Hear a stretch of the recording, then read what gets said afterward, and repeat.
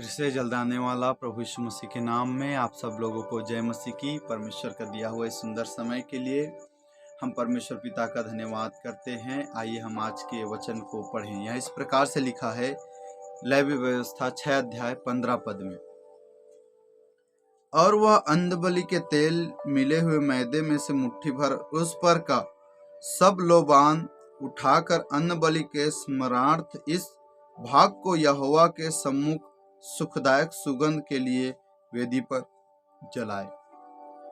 प्रियो, आज हम सुखदायक सुगंध के बारे में कुछ बातों को सीखेंगे। परमेश्वर हमें इन बातों में अनुग्रह करे। देखिए, पुराने नियम के जब वचनों में हम जब जाते हैं, जो वचन है उसमें हम पढ़ते हैं तो लिखा है कि कुछ कुछ जो भाग होते थे बलि पशु के, उसके चर्बी, अतड़ी, ये सारा चीज को वेदी में जलाने की आज्ञा होती थी, ताकि वो परमेश्वर के लिए सुखदाय सुगंध के रूप में वो एक हवन हो जाए या एक खुशबू हो बन करके परमेश्वर के नथनों में पहुंचे।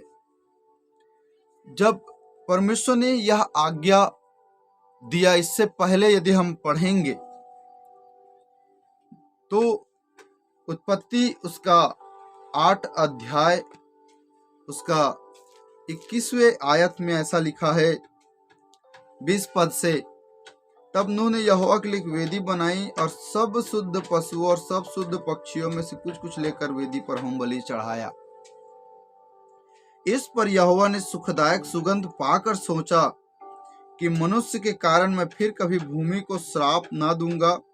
यद्यपि मनुष्य के मन में बचपन ही से जो कुछ उत्पन्न होता है वह बुरा ही होता है, तो भी जैसे मैंने सब जीवों को अब मारा है, फिर वैसा उनको फिर कभी ना मारूंगा। जो बलिदान वस्तु है उसको जब आग में जलाया जाता था तो एक सुगंध होता था जिससे जो परमेश्वर के नथनों में पहुंचता था। हालेलुया। प्रियो, जब हम पढ़ते हैं उत्पत्ति की पुस्तक में तो परमेश्वर ने जल प्रलय को भेजा। जल प्रलय भेजने का कारण था कि मनुष्य के मन में जो कुछ उत्पन्न होता था वो निरंतर बुरा होता था। परमेश्वर ने कुछ संदेश दिया नूह के द्वारा, लेकिन लोगों ने मन नहीं फिराया। नूह जब जहाज बना रहा था तो लोग नूह को ठट्ठों में उड़ा रहे थे, लेकिन ऐसा हुआ कि सारे मानव जाति को नाश होना पड़ गया, सारे जीव को नाश होना पड़ गया, केवल नूह और नूह के घराने को छोड़ और कुछ जानवरों को छोड़, जिसे परमेश्वर ने आज्ञा दिया था कि इसे जहाज में लेकर के जाना। और उन्होंने वैसा ही किया।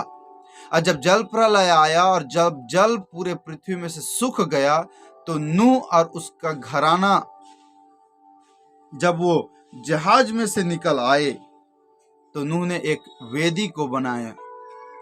और जब वो बनाया तो उसमें उसने क्या किया, सब शुद्ध पशु और पक्षियों में से उसने कुछ लेकर वेदी पर होम बलि चढ़ाए, जो उसने जहाज में से निकाले थे। क्योंकि संसार में तो कुछ नहीं था, सारे जीव जंतु पशु पक्षी सब मर गए थे, केवल जो जहाज में रहे थे वही बचे थे। और उसी में से नूह ने बलिदान चढ़ाया और परमेश्वर के सम्मुख वो सुगंध, सुखदायक सुगंध के रूप में परमेश्वर के पास पहुंचा। याद रखिए, परमेश्वर बाहर से बलिदान नहीं चाहता, परमेश्वर हमारे अंदर से बलिदान को चाहता है। और जब हम हमारे पास है उसी को जब परमेश्वर के राज्य के लिए देते हैं तो वो परमेश्वर के सम्मुख एक सुखदायक सुगंध के रूप में पहुंचता है। मैं आपके सामने एक बात पूछ रहा हूं, आप बदबू को पसंद करोगे कि खुशबू को?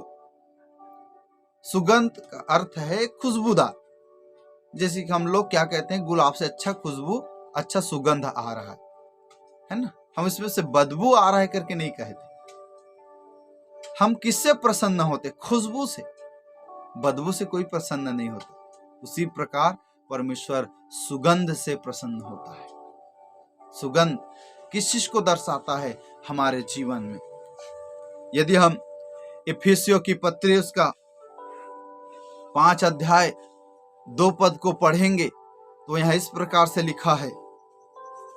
प्रियो, जब हम इस वचन को पढ़ते हैं तो ये परमेश्वर के वचन में स्पष्ट रीति से इस प्रकार से लिखा हुआ हम पाते हैं। और ये कहता है 5 अध्याय 2 पद, प्रेम में चलो, पहला पद से 5 अध्याय पहला पद से, इफिसियों 5 अध्याय पहला पद। इसलिए प्रिय बालकों के समान परमेश्वर का अनुकरण करो और प्रेम में चलो, और जैसे मसीह ने तुमसे प्रेम किया और हमारे लिए अपने आप को सुखदायक सुगंध के लिए परमेश्वर के आगे भेंट करके बलिदान कर दिया। जैसे नूह ने बलिदान चढ़ाया, उसका खुशबू परमेश्वर के नथनों में पहुंचा, और वो खुशबू पाकर परमेश्वर कहता है कि अब मैं मनुष्य को फिर इस तरीके से नाश नहीं करूंगा। परमेश्वर ने कहा कि मैं अब मनुष्य को जल के द्वारा, या अब मैं उन्हें, इस जीव को अब मारा, उनको फिर कभी ना मारूंगा। हालेलुया। बलिदान जो नूह ने चढ़ाया, जो जलाया उसने वेदी पर, उसको वो सुगंध परमेश्वर के नथनों में ऐसा गया कि परमेश्वर को एक वायदा करना पड़ गया कि मनुष्य को, जीवों को अब मैं इस रीति से नहीं मारूंगा। हालेलुया। उसी प्रकार सर्वोत्तम बलिदान, सर्वश्रेष्ठ बलिदान केवल एक ही व्यक्ति ने चढ़ाया, वो है प्रभु यीशु मसीह अपने आप को काल्वरी क्रूस पर देकर। हालेलुया। उसने परमेश्वर के आगे अपना जीवन को समर्पित कर दिया, इसलिए उसको सब नामों में वो नाम दिया गया, वो श्रेष्ठ नाम दिया गया जो आज तक किसी का नाम श्रेष्ठ, सर्वश्रेष्ठ नहीं है। सर्वश्रेष्ठ केवल एक ही व्यक्ति का नाम है, और वो है प्रभु यीशु मसीह। बलिदान एक सुगंध को पैदा करता है। जब आप और मैं परमेश्वर के लिए अपना जीवन को सौंपते हैं, वो एक सुगंध बन जाता है। जब अपने भौतिक बातों को परमेश्वर के राज्य के लिए, चाहे धन हो, चाहे आपका जमीन हो, चाहे आपकी वस्तु हो, चाहे आपकी बातों हो, आपका जीवन हो, जब आप परमेश्वर के लिए दे देते हैं तो वो सुगंध बन जाता है परमेश्वर के सामने, और उसको सूंघ करके, उसको पा करके परमेश्वर हमें ब्लेस करता है। हालेलुया। पौलुस भी फिलिपियों 4 अध्याय 18 पद में इस प्रकार से, हम पौलुस की पत्री में परमेश्वर के वचन को हम पाते हैं, जहां इस प्रकार से लिखा हुआ है। 4 अध्याय 18 पद में, फिलिपियों 4 अध्याय 18 पद में लिखा है, मेरे पास सब कुछ है वरन बहुतायत से भी है। जो वस्तु मैंने इफ्रादुतुस के हाथ से भेजी थी, उन्हें पाकर मैं तृप्त हो गया हूँ।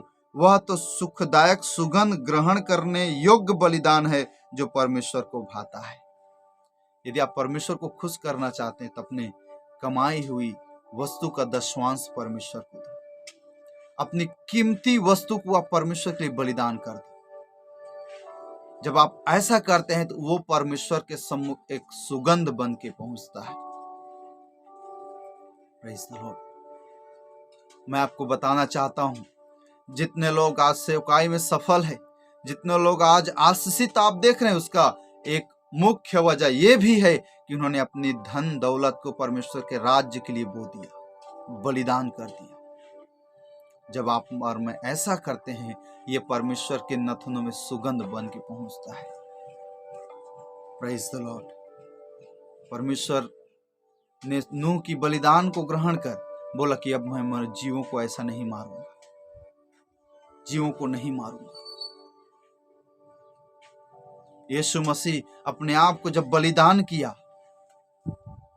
ताकि जो कोई उस पर विश्वास करे वो नाश ना हो, वरन जो कोई अपना जीवन मसीह के लिए दे, जब बलिदान करते हैं तो परमेश्वर के सम्मुख सुगंध बन जाता है, और परमेश्वर के मुंह से हमारे लिए ब्लेसिंग निकलता है। लेकिन आज लोग अपने सुख विलास के जीवन को त्यागना नहीं चाहते, भोग विलास के जीवन को त्यागना नहीं चाहते, इसीलिए परमेश्वर का क्रोध लोगों के जीवन में भड़कता है। यदि आप भड़कता हुआ परमेश्वर के क्रोध को शांत करना चाहते हैं तो अपना जीवन को परमेश्वर के लिए बलिदान कर दीजिए, लोगों के लिए प्रार्थना कीजिए, अपना समय परमेश्वर के लिए बिताइए और अपना जीवन परमेश्वर को दीजिए। ये परमेश्वर के सम्मुख सुगंध बन जाएगा और परमेश्वर आपको मुझे ब्लेस